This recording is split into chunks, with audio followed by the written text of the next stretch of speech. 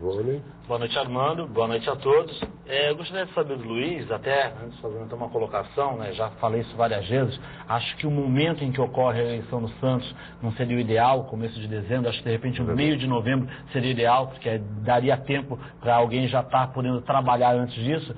E até baseado nisso, nas últimas eleições, mesmo o grupo da situação ganhando, acabou trazendo um certo prejuízo. Por quê? Porque atrasou um pouco, negociou mais tarde com o Vanderlei acabou não ficando, o Santos foi atrás de outras opções no mercado, enfim. O que vocês estão fazendo já, para caso vençam a eleição, em cima disso? Já tem alguma pessoa dentro do seu grupo já trabalhando dentro do mercado? Nós sabemos que não é do interesse da chapa da oposição continuar com o Vanderlei Luxemburgo, então qual seria o perfil do treinador? Qual seria já um treinador que já estivesse sido trabalhado? E jogadores também, se já tem alguém trabalhando com os jogadores em caso de vitória? Sua pergunta é bem ampla, merece ser fatiada. Vamos começar do começo. De fato, eu acho que a data fixada para as eleições do clube pelos estatutos, não acho que seja a mais conveniente. Isso é um consenso, né, Luiz? Eu imagino que acho que todo mundo acha que essa é a pior data, porque acaba a eleição, Natal, Panetone, uísque, não sei o quê, e aí? Pois é, férias pré-temporada, o espaço é sempre muito curto e isso não é saudável para o Santos.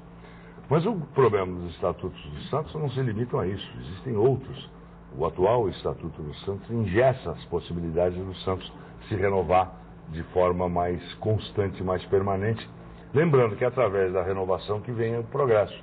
Se o ser humano não renovasse e não ousasse mudar, nós ainda estaríamos vivendo na época das cavernas.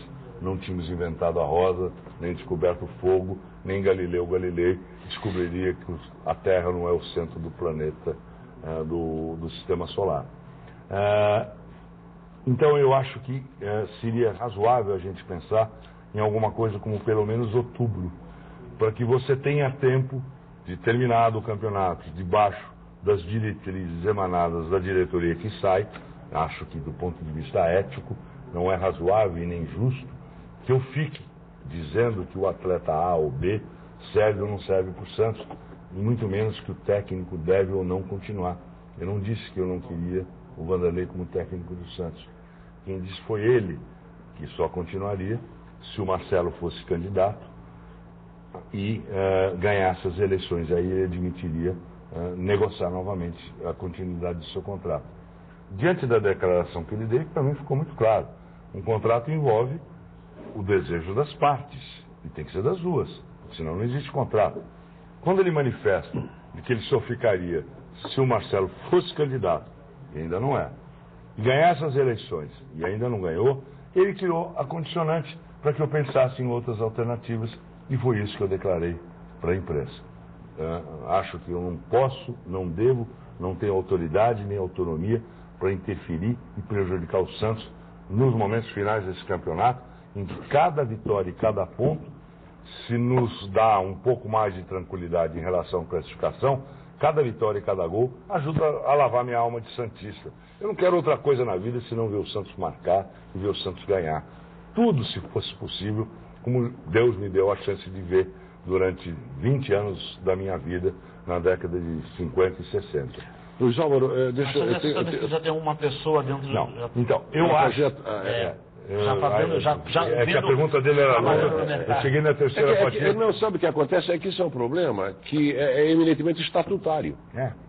Não é pessoal de ninguém decidiu, vai ser, é o estatuto que manda, né? Sem dúvida. E por isso que eu acho que a gente tem que mudar o estatuto, tem uma das coisas. Pode se alterar o estatuto. Mas com relação a nomes, eu acho e tenho tido a preocupação de, usando um jargão de comunicação, não finalizar a campanha. É mais ou menos óbvio. Digamos que, na minha cabeça, o meu sonho de consumo seja jogador Nauspins da Silva, centroavante do Borogó Futebol Clube, que está disputando o campeonato.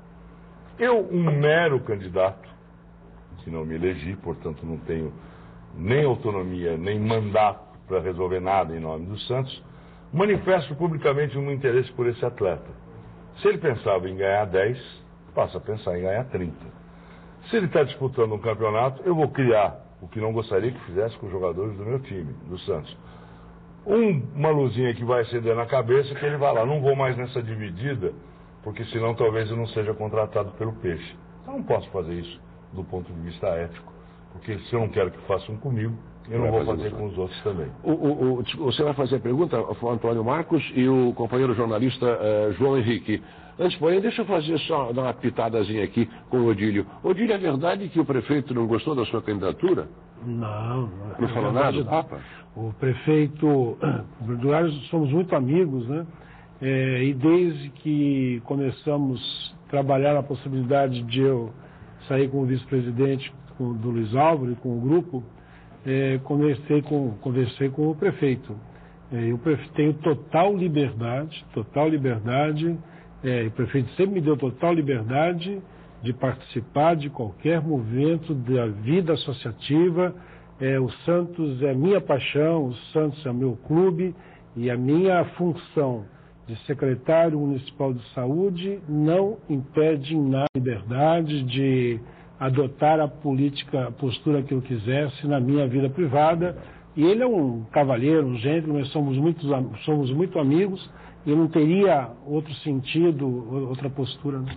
Aliás, Armando, por acaso, antes de vir para cá, eu tive no fim da tarde no Teatro Guarani, que foi espetacularmente renovado. Então, o Teatro de Primeiro Mundo voltou a ser o que era o nosso Guarani, daqui do centro da Praça dos Andradas. Não só daqui, como de Campinas também está melhorando muito. Mas está um espetáculo. Tá? Eu tive recentemente no Teatro Amazonas, é outro ícone dos espaços culturais. Eu fui ver um show lá, tá com aquelas frisas tudo estufado. Ar-condicionado funcionando. Muito bonito. Realmente coisa de primeiro mundo. Mas lá era uma transmissão de um programa esportivo, da linha humorística, que foi gravado hoje lá. Que critica o Santos para burro. Sob patrocínio da prefeitura. Eles têm que criticar mais as pessoas e menos o clube, porque na briga da maré com a pedra, quem se dana é o marisco, e eles... Mas não vamos falar em comida, Armando, eu não jantei, não vamos falar em marisco. Não vamos falar em marisco agora, porque vai me dar fome. Vamos falar depois do programa. Mas o que eu queria dizer é que lá eu encontrei o prefeito. E o procurei, já o conheço há algum tempo, e agradeci o empréstimo do Odílio para a nossa chapa. Eu não sou a favor dos jogadores que vêm emprestado. Eu acho que o Santos tem que ter o jogador identificado com a camisa e que venha para ficar. Mas no caso do Odílio, esse empréstimo por 2 anos valeu o agradecimento. Muito obrigado mais uma vez. O passe é esse. O vínculo só permite 2 anos. O passe é do Papa, mas tá bom. O empréstimo é do Santos. Antônio Marcos, à vontade.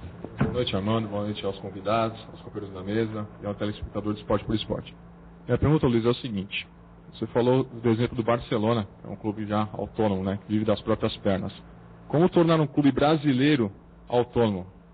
A gente comparando aí a Europa totalmente organizada, uma moeda muito forte que é o euro, por isso que o Barcelona tem essa estrutura toda que você comentou. Como no Brasil tornar o Santos autônomo, hoje, através de associados? E outra pergunta, se obtiver o êxito nas eleições, qual o maior projeto da chapa da oposição para os dois próximos anos? Primeira pergunta, eu preciso de um tempinho e vou defender uma tese candente.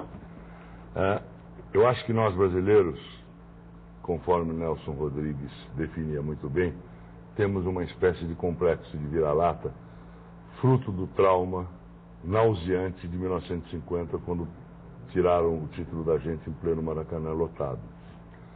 Mas a partir de 58, e a partir do fenômeno da globalização, o Brasil deixou de ser apenas um país exportador de matéria-prima. Hoje a Petrobras, além do nosso pré-sal aqui na Bacia de Santos, perfura poças de petróleo no Golfo do México, no Mar do Norte, no Iraque, na África. A Vale do Rio Doce, a maior produtora de minério de ferro do mundo, hoje, segundo convocação do presidente da República, agrega valor à matéria-prima, exportando laminados de ferro e ferro-gusa. As construtoras brasileiras exportam serviços de engenharia para todo o país. A Votorantim, fábrica de cimentos presidida pelo Walter Schalka, que está aqui conosco hoje, tem negócios no mundo todo e tem fábricas de cimento fora do Brasil. Então, o Brasil tem dado todos os dias demonstração da sua capacidade de emergente grande potência econômica.